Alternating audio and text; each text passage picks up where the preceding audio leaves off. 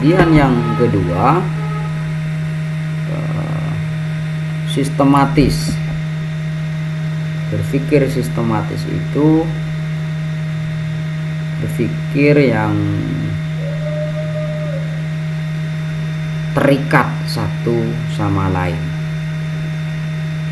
Berpikir sistematis itu bergerak selangkah demi selangkah, penuh kesadaran dan tanggung jawab. Berpikir sistematis itu menghindari terjadinya kesimpulan yang salah.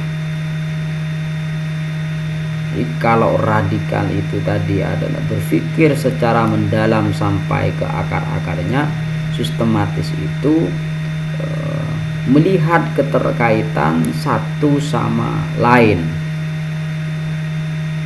agar di dalam mengambil kesimpulan tidak salah.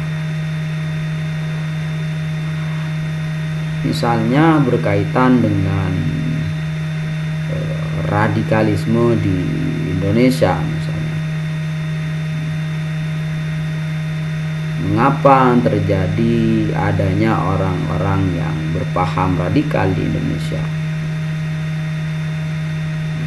Kalau kita berpikir pendek, maka mungkin kita akan menduga, oh karena dia tidak karena dia tidak mendalam di dalam mempelajari agama. Mungkin hanya itu saja. Tetapi kalau kita bisa berpikir radikal dan sistematis, maka akan ada banyak faktor yang muncul dari adanya paham radikal di Indonesia. Bisa karena faktor ekonomi, faktor agama juga, faktor sosial dan lain sebagainya, dan itu turut berpengaruh di dalam bentuk pemikiran orang-orang yang berpaham radikal di Indonesia. Jadi tidak hanya satu faktor.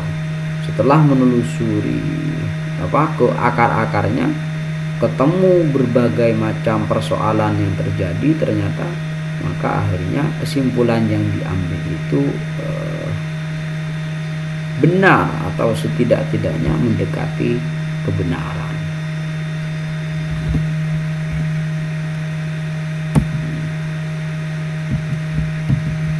Terus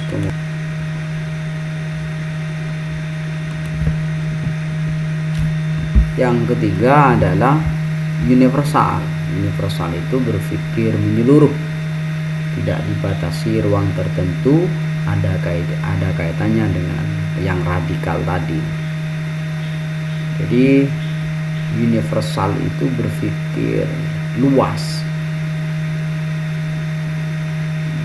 Di dalam mencari penyebab satu persoalan, maka berbagai aspek itu dijangkau.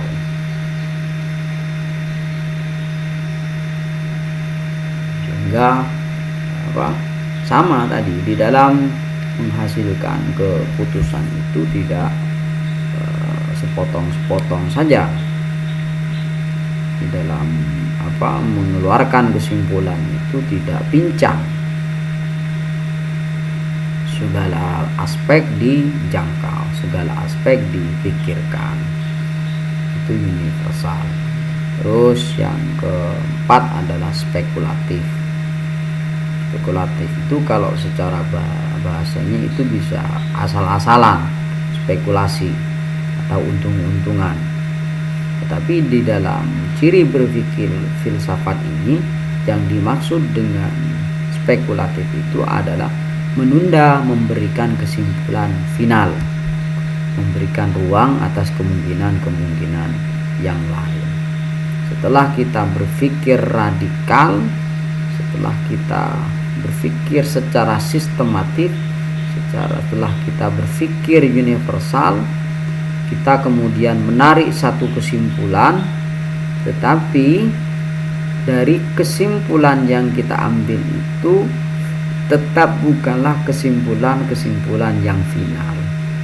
Artinya masih ada kemungkinan bahwa hasil yang kita kesimpulan yang kita berikan itu salah, ada celah, sehingga Tidak bisa kemudian hasil dari kesimpulan kita itu diimani sebagai 100% kebenaran. Harus tetap ada ruang terbuka kemungkinan-kemungkinan yang lain, bahwa apa yang kita simpulkan itu tidak mesti benar. Jadi orang yang berpikir filsafat itu harus mengakui ini,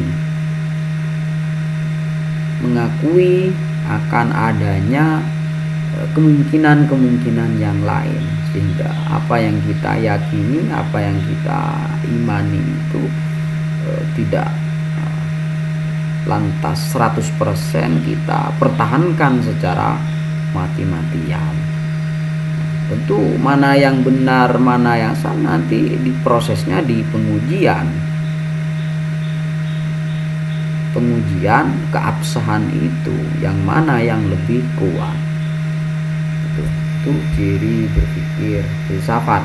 Ada radikal, ada sistematis, ada universal, terus kemudian ada spekulatif. Berikutnya adalah objek kajian filsafat. Objek kajian filsafat itu dibagi dua, ada objek material dan objek formil.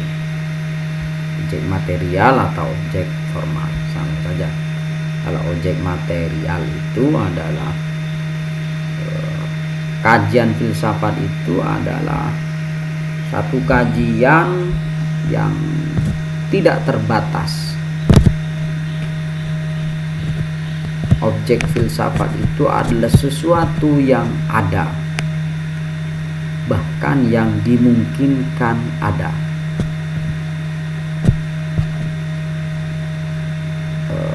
Tuhan, alam semesta, manusia, konsep,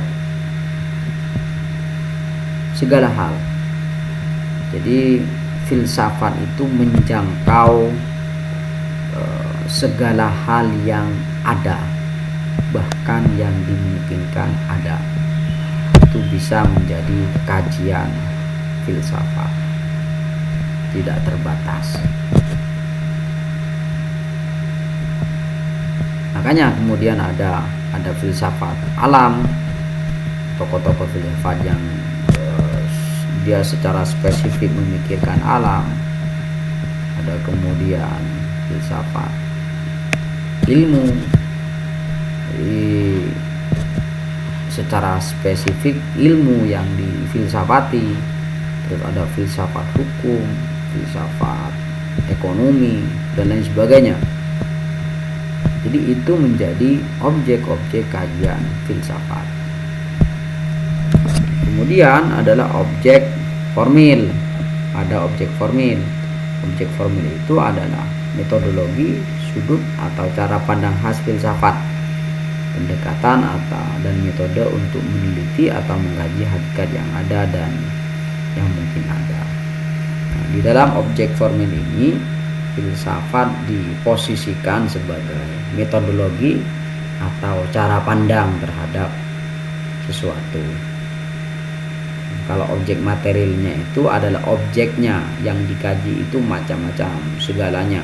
Kalau objek formilnya itu adalah pendekatannya.